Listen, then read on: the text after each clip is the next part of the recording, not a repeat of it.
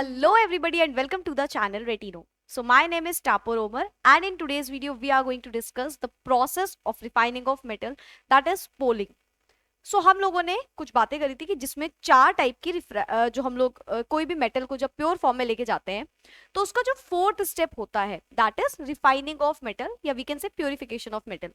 तो उसके अंदर फर्दर 4 मेथड्स होते हैं जिनमें से स्टार्टिंग के 2 मेथड्स तो हम लोग डिस्कस कर चुके हैं। थर्ड मेथड आता है पोलिंग।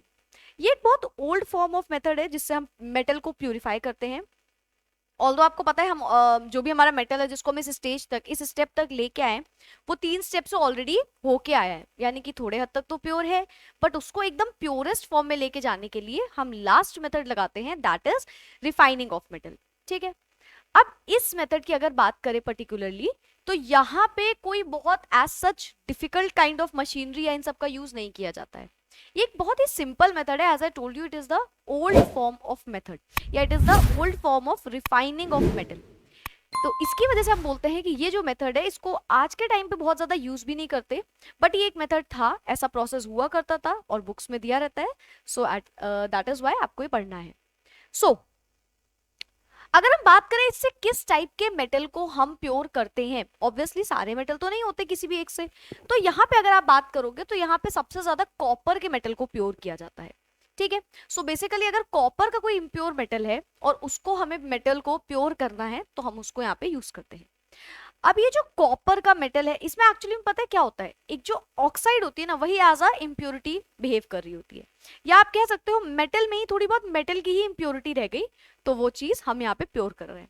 ठीक है, अगर बात करें इस मेथड की तो यहाँ पे बहुत ज्यादा ऑनेस्टली बहुत ज्यादा प्योरेस्ट फॉर्म में मेटल नहीं मिलता है, क्योंकि ये ओल्ड फॉर्म है तो उस टाइम के हिसाब से जो मेटल है वो प्योर कहा जा सकता है कि हाँ भाई प्योरेस्ट फॉर्म में है। लेकिन क्योंकि अब और भी कई सारे मेथड्स आ गए हैं तो इसका ज्यादा यूज नहीं होता, क्योंकि इससे जो मेटल मिलता है थोड़ा सा वी कैन से लो ग्रेड का मिलता है, एकदम प्योरेस्ट फॉर्म नहीं मिलता। ठीक है, सो बात करते हैं पोलिंग। अब इसमें होता क्या है, ये कुछ इस टाइप का सेटअप होता है जिसमें एक वेसल होता है जिसमें हम इस टाइप की एक bamboo stick you can say और you can only say green log डालते हैं। ठीक है, तो यहाँ पे हमने क्या यूज किया, यहाँ पे हमने यूज किया एक ग्रीन लॉग या यू कैन से हाँ ग्रीन लॉग बोल लो। ठीक है, जो कि ड्राई फॉर्म में नहीं होती, क्योंकि ड्राई फॉर्म में आपको पता है जल जाएगी जल्दी से, तो इसको हम नॉर्मल फॉर्म में लेते हैं। तो ग्रीन लॉग हमने लिया जिसको आप बैम्बू स्टिक यहाँ पे बोल सकते हो, चलेगा। और यहाँ पे लेते हैं मोल्टेन फॉर्म में मेटल। मेटल को भी ड्राई फॉर्म में नहीं लेना है, ठीक है, मेटल को लेना है मोल्टेन फॉर्म में, और यहाँ पे स्कम टाइप का लगा दिया। तो ये पूरा हमारा सेटअप है जिसमें बहुत कुछ खास चीज नहीं करते हम। ठीक है, यहाँ पे होता क्या है, इससे हम प्यूरिफाई करते हैं कॉपर को। सो copper is purified by this method. सबसे ज्यादा तो कॉपर को ही मेथड प्योर करते हैं। एक्चुअली में टिन को भी कर सकते हैं। ठीक है, जो एसएन वाली इंप्योरिटीज होती है ना, एसएन टिन, इसको भी हम प्योरेस्ट फॉर्म में इससे ला सकते हैं। तो कॉपर आप बोल सकते हो और टिन, दो चीजें इससे प्योर की जाती हैं। Now the molten impure copper called blister copper. अगर हम इम्प्योर कॉपर ले रहे हैं और वो मोल्टेन फॉर्म में तो उसको एज सच कुछ बहुत जरूरी नहीं है ये, बट एक नाम दे देते हैं कि हम उसको बोल रहे हैं ब्लिस्टर कॉपर।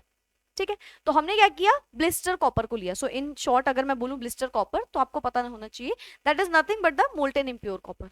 ठीक है, जो अभी प्योर फॉर्म में नहीं है इसीलिए इसको इम्प्योर बोल रहे हैं।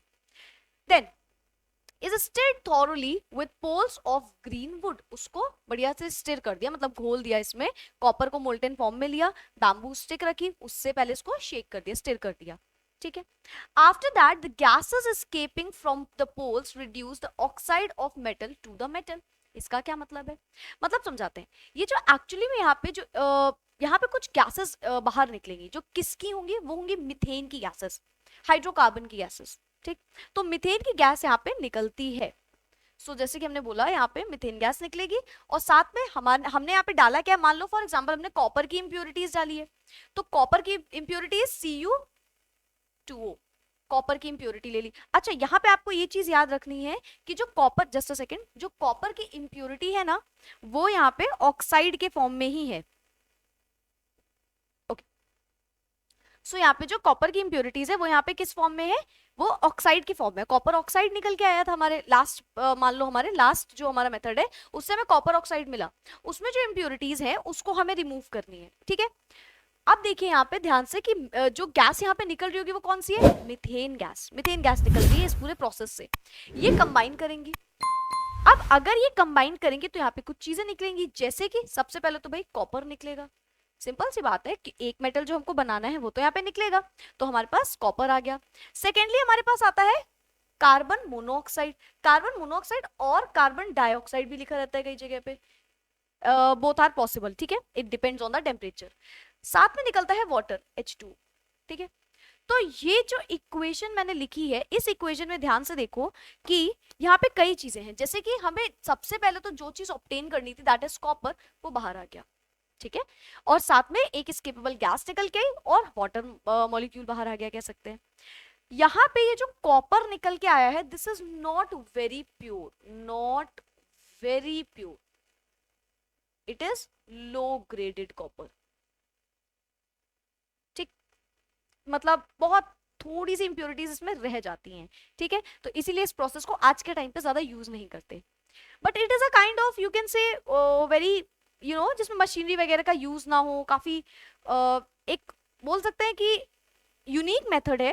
It is a unique method, yes it is, but हाँ कह सकते हैं कि जितने प्योरेस्ट फॉर्म में चीज चाहिए अगर वो नहीं मिल रही है तो उतना ज्यादा अच्छा नहीं कहलाएगा, ठीक है। ऑर्गेनिक मेथड कह सकते हैं, राइट, कि लाइक इसमें कुछ बहुत ज्यादा एक्सटर्नल चीजें नहीं यूज कर रहे हैं। अब इसको वापस से समझना इस लाइन को। The gases escaping from the poles reduce the oxide of metal to the metal oxide, to the metal sorry. तो ये जो गैस निकल रही थी उसकी वजह से वो रिएक्ट कर गया ऑक्साइड वाला, और जो ऑक्साइड है वो अलग हो गया मेटल से। क्लियर, यही लाइन इसमें इंपॉर्टेंट है, ये जो लाइन बोली है ना, इसी लाइन बस ध्यान दे दो। फिर से बोल रही हूँ मैं, the gases escaping from the poles, इससे जो गैस निकल रही होगी, क्योंकि हमने देखा मीथेन निकलती है ज्यादातर, तो जो भी गैस निकल रही होगी, reduce the oxide of metal, उसने ऑक्साइड ऑफ मेटल को रिड्यूस कर दिया। एक सेकेंड, ये कौन सा वर्ड आ गया, रिड्यूस वर्ड, चलो देखते हैं इसका मतलब क्या है। इसको ये गैस क्या कर रही है, रिड्यूस कर रही है, यानी कि ये रिडक्शन वाली कुछ बात लग रही है। याद याद याद है ना सबको, या तो ऑक्सीडाइज करता है या तो रिड्यूस करता है। यहाँ पे हम बोल रहे हैं रिड्यूस कर रही है। रिड्यूस होता क्या है, रिडक्शन, और रिडक्शन क्या होता है, रिमूवल ऑफ ऑक्सीजन, और we can say addition of hydrogen, both are possible, right. कोई भी एक चीज होगी, या तो रिमूवल ऑफ ऑक्सीजन या तो एडिशन ऑफ हाइड्रोजन। तो यहाँ पे देखो क्या हुआ, मेटल ऑक्साइड में से ऑक्साइड हट गया, यही हो रहा है, मेटल ऑक्साइड में से ऑक्साइड हट गया, और ऑक्साइड हट गया तो इसका हो गया रिडक्शन, ठीक है। तो यहाँ पे इसका रिडक्शन हो गया, और ऑक्साइड हट गई, मेटल आ गया, तो मेटल से हमको मेटल मिल गया, राइट। एक तरीके का मेटल ऑक्साइड था, उससे हमको मेटल मिल गया। The surface of the molten copper is kept covered with the powdered charcoal so that the copper may not be reoxidized in contact with the air। ये जो पूरा आपने मेथड देखा, आप देख सकते हो ना, इसमें स्कम लिखा हुआ था ऊपर, ये वाला प्रोसेस, तो ये देखो पूरा क्या है, दिस इज क्लोज्ड, ये पूरा पूरा बंद होता है। अब ये बंद क्यों होता है, इसके बंद होने का रीजन ये है, मान लो हम इसको ओपन छोड़ दें तो ये क्या होगा, जो हमारा कॉपर ऑक्साइड बना है हो सकता है वापस से रीऑक्सीडाइज्ड हो जाए, सिंपल सी बात है, उसमें फिर ऑक्सीजन अगर उसको मिल गई तो वो रीऑक्सीडाइज, अभी हमने इतनी मेहनत से इसको रिड्यूस किया है, राइट, और रिड्यूस करने के बाद मान लो ये फिर से ऑक्सीडाइज हो जाए, तो ये तो भाई एकदम पूरी तरीके से हमारा प्रोसेस खराब हो गया।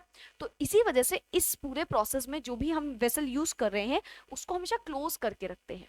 रीजन भी सो दैट द कॉपर जो भी मेटल मिला है इट मे नॉट रीऑक्सीडाइज, ठीक है। So the surface of the molten copper is kept covered, ये जो मोल्टेन कॉपर की सरफेस है, सरफेस इन द सेंस जो भी एंड पॉइंट है उसको हम कवर करके रखते हैं पाउडर्ड चारकोल से, ठीक, पाउडर्ड चारकोल डाल देंगे तो कवर हो जाएगा, so that copper may not be reoxidised in contact with the air. मान लो हमने ओपन कर दिया तो कॉपर वापस से ऑक्सीजन से मिल जाएगा और ये वापस से बन जाएगा Cu2। अगेन ये चीज हमको नहीं चाहिए, राइट। तो इसी की वजह से हम ये काम नहीं करते हैं, नहीं तो ये सारा प्रोसेस हमारा खराब हो जाएगा। क्लियर ये चीज सबको। सो ये इक्वेशन होती है। एक और चीज, ये जो हमारा ये जो हमारा इसकी बॉर्डर होती है ना, इस पोलिंग वाले प्रोसेस में ये जो बॉर्डर होता है ये बना होता है रिफ्रैक्टरी मटेरियल से,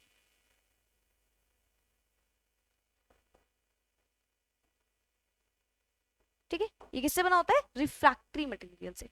अब ये रिफ्रैक्टरी मटेरियल से क्यों बना होता है, तो देखो इसका रीजन ये है, ये जो भी काम हो रहा है बहुत ज्यादा हाई टेम्परेचर पे हो रहा है, ठीक है। अगर इतना हाई टेम्परेचर ले जाएंगे तो एक टाइम के बाद ये जो बाहर की चीज है वो तो खराब हो जाएगी। मतलब कि फॉर एग्जांपल हम वुड में तो कर नहीं सकते एकदम हाई टेम्परेचर, ऑब्वियसली बात है वो चीज जल जाएगी। तो हम इसको एक रिफ्रैक्टरी मटेरियल लेते हैं, मतलब ये बहुत हाई टेम्परेचर पे वर्क कर सकता है, stay in a very high temperature, so that जो भी हमारा प्रोसेस है, जो भी हमारा वेसल है, वो बहुत टाइम तक हाई टेम्परेचर पे रह जाए। ठीक है, सो ये होता है पोलिंग।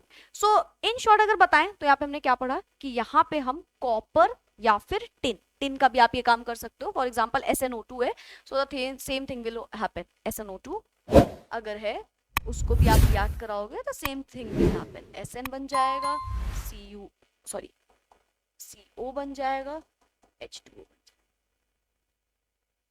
दो ही चीजों के काम आ सकता है, दो ही मेटल्स इससे हो सकते हैं प्योर फॉर्म में, या तो टिन और या तो कॉपर। कॉपर वाला याद रखना इंपॉर्टेंट है।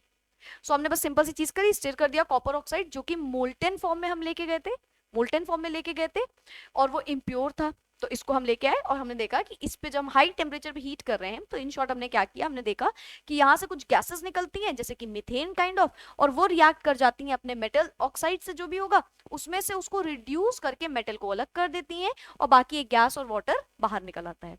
ये हम चारकोल से इसको कवर कर देते हैं, ब्लैक चारकोल से, so that the copper may not reoxidised in contact with the air.